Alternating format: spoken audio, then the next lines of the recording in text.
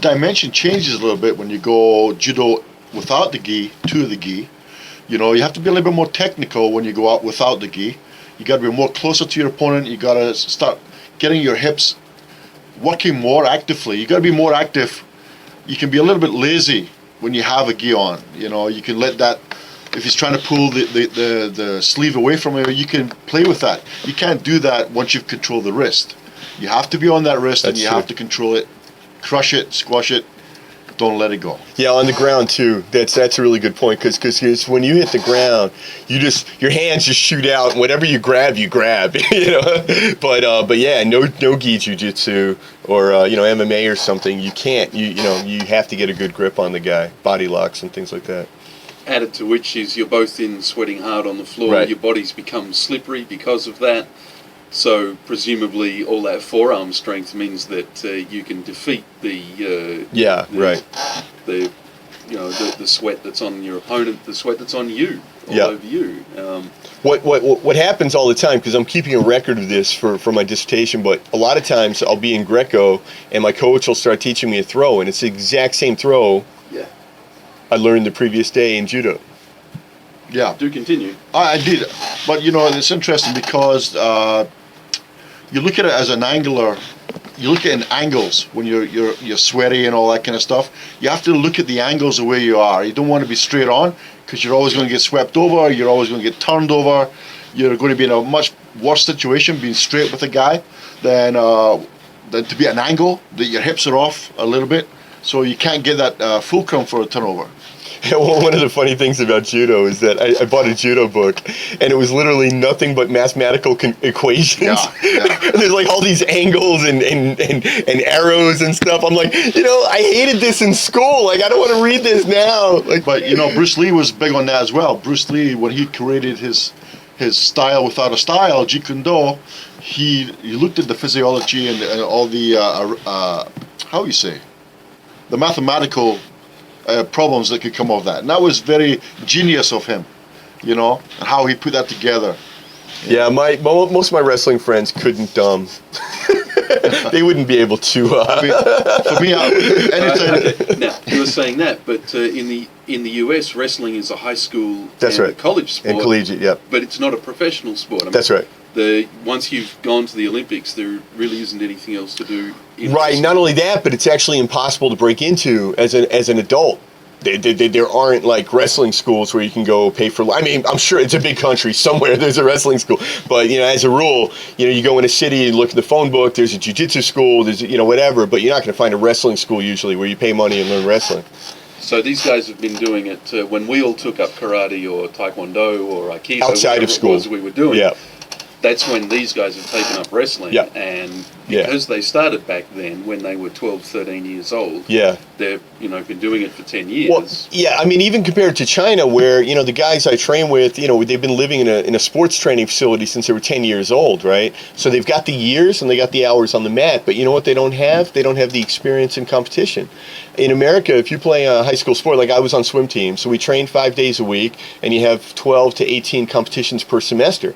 So by the time you've graduated, you've got a really good... So wait. So you trained how many times a week? 5 times a week, and then you do... Did you guys win a lot? Sure. Oh, see, I was on the basketball team and we trained twice a week and we didn't win a lot. I'm beginning to think maybe I can see why it was that we weren't winning a lot. American high school sports are serious.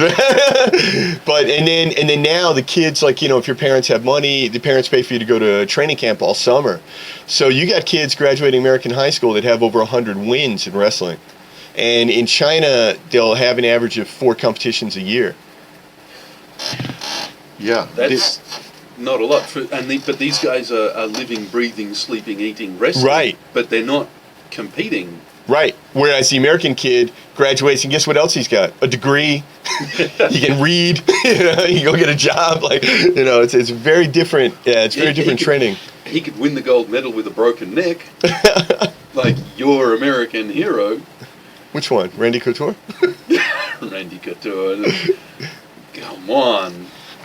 But I think here I am with a couple of guys. Geez, I know nothing about professional wrestling, but I know that. Where is Dave? I was just going to say, actually, Antonio, where is the place to go in Phnom Penh if you are interested in wrestling? in any way, shape, or form, where is the place to go? Cambodian Wrestling Federation at the Olympic Stadium. That's where I train every morning. And that's the only thing? All right, now the people who are listening, Olympic Stadium's a fair area. Tell them which part of the stadium they need to go to for training. In the wrestling hall. In the wrestling hall, which is how well marked? Which is also the judo hall and the aikido hall. Yeah, I think you and have the ping pong hall. judo, wrestling, and badminton? Ping pong. Ping pong. You have ping pong in That's so racist that you would call ping pong badminton. Badminton, you meant table tennis. So, all right. So you're saying people should get down there because what can wrestling give you? Oh man, wrestling gives you the strength, it gives you the cardio. What I love about wrestling versus judo, and I love judo, and I'm supporting judo, but what I love about wrestling is the strength and the aggression. You know, judo, by definition, is self-defense, defense. It's to defend yourself. And all the techniques are based on, you know, if somebody attacks you, use his force against him. With wrestling, you just worry about your own force. And you got lots of it, and you just bowl the guy over. And yeah, they call judo the silent art. You know, silent art. I heard the gentle art. The silent and gentle, because it's going to come at you when you don't expect it. Yeah, whereas wrestling's the loud, violent art. Maybe that's why Americans are so good at it. Oh, no, I didn't say that. I love America. Controversial. I'm here talking to one right now. All right, that's been quite a lot of talk out of us and a couple of little issues, so we're going to see if we can get this going again. And we're going to get into some more music, because that's what we're here for. So, more than enough talk. Let's play some music. 3.7 FM. This is the last half hour of the last hour of the Saturday Drive Show, which means that soon I'm not going to be talking with my guests anymore. They were busy there talking, getting ready to talk over the top of me talking. Unbelievable. I want a hamburger. Yeah, Antonio's hungry. He's sitting beside me. He's looking at my arm. I'm kind of worried. He's, you know. For the folks at home, I lost 12 kgs. And I'm hoping to put some of it back. Yeah. I'm not sure what Alan needs to be worried about. Ladies and gentlemen, you've heard Shrek talk in the movies, and you've been listening to him talk all afternoon on the radio. Aye. He's a rather large Scotsman, but he doesn't apparently live in the swamp. I got myself out of the swamp. I was in the swamp for a little while. And then that's when you decided to move into the radio station. I thought he was that Scottish sumo wrestler from Austin Powers. I eat babies. Yeah, I'm not saying it. I just said it. Did I just say that? You didn't say his name. I think you just came up with his catchphrase. Get in my belly. In my belly. All right, so what are we seriously talking about here? I think it's just a case of understanding the concept of MMA is what we were talking about, and how the road for Antonio now is he's looking at judo as in a more serious aspect.